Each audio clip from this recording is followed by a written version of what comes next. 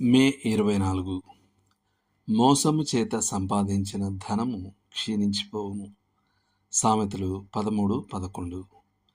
మీరు ఇప్పటికే ₹1,00,000 గెలుచుకున్నారు. ఇలాంటి ప్రకటనలతో ఏదో ఒక రకమైన జూదంలో పాల్గొనమని మనం నిరంతరం ఆకర్షించబడుతున్నాం. సూపర్ మార్కెట్లో షాపింగ్ చేసే గృహిణి తాజా స్వీప్స్టేక్స్ లాటరీ ద్వారా ప్రలోభపెట్టబడుతుంది. సగటు పౌరుడు లక్షలాది రూపాయలతో కూడిన రాబోయే లాటరీలో పాల్గొనడానికి తన పేరును ఒక పత్రికకు చందాతో సహా పంపమని ప్రోత్సహించబడతాడు. లేదా అది దాదాపు గెలిచే అవకాశం ఉన్న బింగో పోటీ కావచ్చు. ఆపై స్పష్టంగా కనిపించే ఇతర రకాల జూదాలు ఉన్నాయి. రౌలెట్, గుర్రపు పందాలు, కుక్క పందాలు, నంబర్ గేమ్స్ మొదలైనవి. ఈ విషయాలన్నింటి గురించి బైబిల్ ఏమి చెప్తుంది? మంచి ఏమీ లేదు.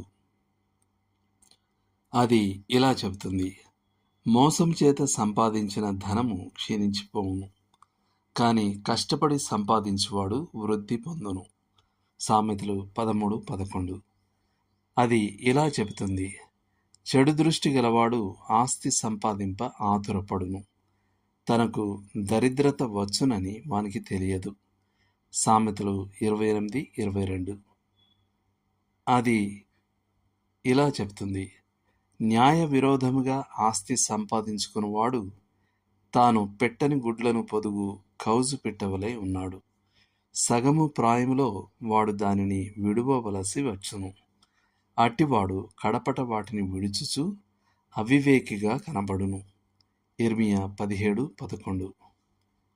10 ఆజ్ఞలు స్పష్టంగా నువ్వు జూదమాడకూడదు అని చెప్పనప్పటికీ అవి నువ్వు ఆశించకూడదు అని చెబుతున్నాయి. నిర్గమకాండము 20:17. మరి జూదం ఆశ యొక్క ఒక రూపం కాదా? రోమన్ సైనికులు రక్షకుని వస్త్రాన్ని ఆయన శిలువ వేయబడిన స్థలంలో జూదమాడారని విశ్వాసులు గుర్తుంచుకున్నప్పుడు జూదం ఎల్లప్పుడూ వారికి దుష్ట భావనను కలిగిస్తుంది.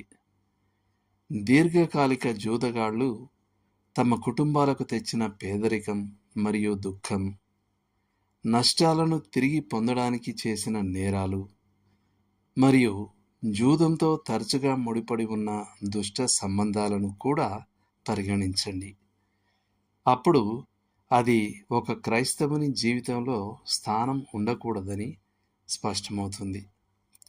విశ్వాసికి ఆహారం మరియు వస్త్రాలతో సంతృప్తి చెందాలని తిమోతికి గుర్తు చేసిన తర్వాత పౌలు ఇలా హెచ్చరించాడు: ధనవంతులగుటకు అపేక్షించువారు శోధనలోను ఉరిలోను అవివేకయుక్తములను హానికరములునైన అనేక దురాశలలోనూ పడుదురు.